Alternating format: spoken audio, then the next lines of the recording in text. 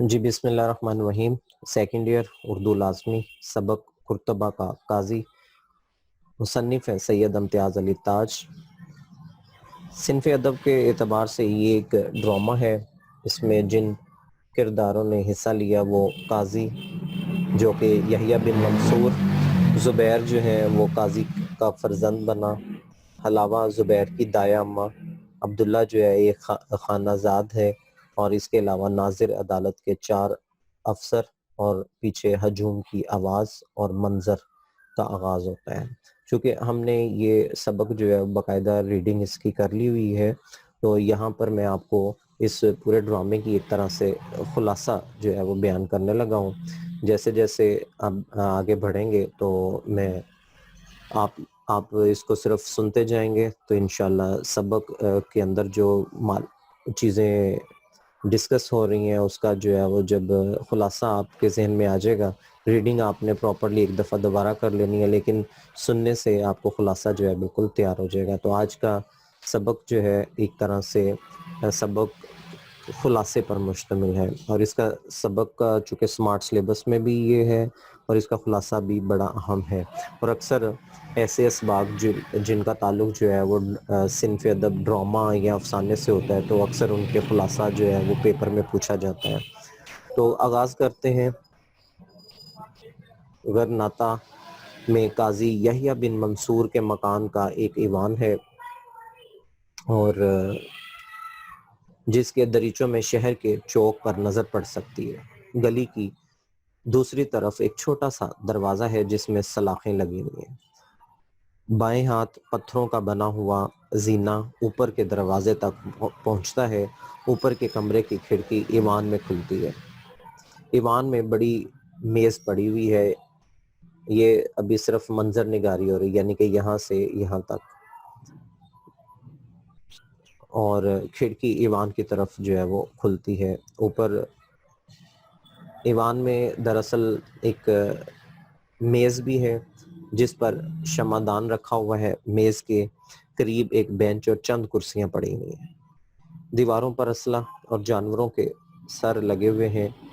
صبح کے دھندلکے میں حلاوہ بینچ پر بیٹھی ہے، سر گھٹنوں سے لگا رکھا ہے۔ عبداللہ دروازے سے اندر آتا ہے اور حلاوہ سے کہتا ہے کہ شمع گل کر دو۔ حلاوہ جواب دیتی ہے کہ شمع صبح کے آنے کو روک نہیں سکتی۔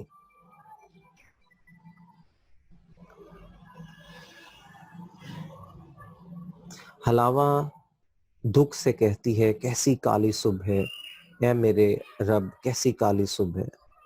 حلاوہ کہتی ہے کہ میں آج کا سورج دیکھنے کو کیوں زندہ رہ گئی، آج کا دن تمام ہونے پر میرے لال کا کیا حال ہوگا۔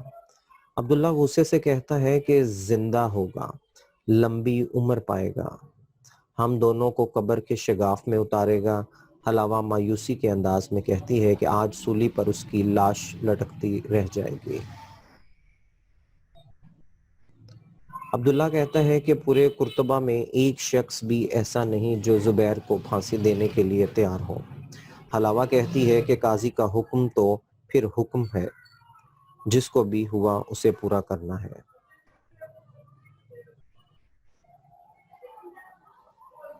عبداللہ پھر کہتا ہے کہ آج کوئی بھی قاضی کا حکم نہیں مانے گا۔ حلاوہ کہتی ہے تم احمق ہو، پھانسی کو کون روک سکتا ہے، سولی پر اس کی لاش لٹکی ہوئی دکھائی دے رہی ہے۔ میرا ننھا سجیلا نوجوان جس کا جسم میرے دودھ نے بنایا، جس کے خون اور ہڈیوں میں میرا دودھ شامل ہے، میں اسے مردہ دیکھ چکی ہوں۔ عبداللہ کہتا ہے کہ آخر زبیر کا کیا قصور ہے، اسے سزا دی جائے۔ حلاوہ کہتی ہے کہ اس نے قتل کیا ہے۔ عبداللہ کہتا ہے کہ خوبصورت عورت سے کس کو محبت نہیں ہوتی، زبیر نے قاضی کے مہمان کا قتل کیا ہے۔ جواب میں عبداللہ کہتا ہے کہ یہ بات مہمان کو زیب نہیں دیتی کہ گھر کی محبت میں کود پڑے، اس لیے زبیر کو اپنی محبت کی خاطر یہ قتل کرنا پڑا، لیکن لڑکی نے کسی کو ہاں تو نہیں کی تھی. پھانسی گھاٹ چوک میں لوگوں کا ہجوم ہے. قاضی اپنے کمرے سے باہر آتا ہے, سیڑھیاں اتر کر آ رہا ہے. قاضی پوچھتا ہے کہ موت کا ڈنڈورا کیوں نہیں پٹ رہا. عبداللہ جواب دیتا ہے کہ ڈنڈورا پیٹنے والا موجود نہیں. قاضی کہتا ہے کہ باہر کون ہے.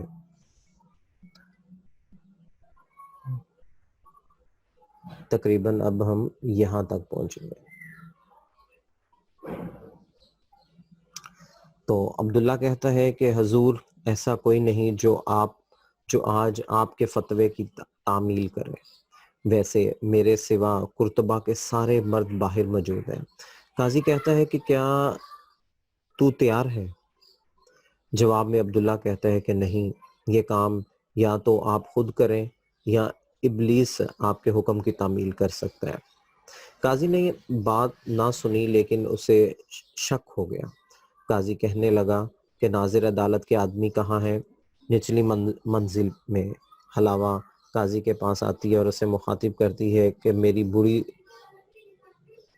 بوڑھی زبان نے آپ سے عفو و رحم کی التجا کی ہے. میں نے اس وقت اسے پالا جب اس کی ماں جنم دے کر مر گئی تھی. قاضی ان کی باتوں کو انسنی کر دیتا ہے. آخر قاضی جو ہے خود حوصلہ کرتا ہے کہ زبیر کو پھانسی کی گھاٹ کی طرف لے جایا جائے اور خود پھانسی دینے کے لیے تیار.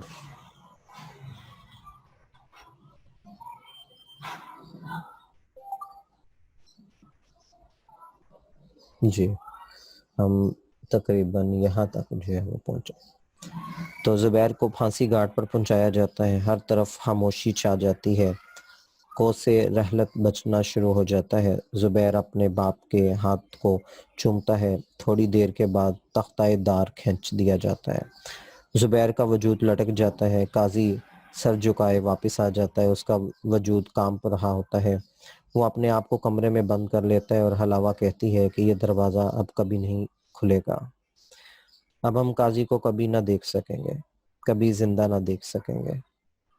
تو بچوں اس طرح سے اس سبق کا ہم اختتام کرتے ہیں. یعنی کہ ایک طرح سے, اور یہ دیکھیں کتاب آخر میں قرطبہ کا قاضی اور دوسرے یک بابی کھیل, ٹھیک ہے, اس کتاب میں سے لیا گیا. یک بابی ڈرامے وہ ہوتے ہیں جیسے لہو اور کلیم, آرام و سکون, ٹھیک ہے. تو ایسے اسباق ان کا خلاصہ جو ہے وہ بڑا مختصر سا ہوتا ہے. اچھا, اس میں آپ نے ایک چیز کا خیال رکھنا ہے کہ خلاصہ لکھتے وقت آپ نے دیکھا کہ میں نے ان کے جو ڈائلاگ تھے یہ نہیں کہا کہ افسر نے یہ کہا, قاضی کہتا ہے.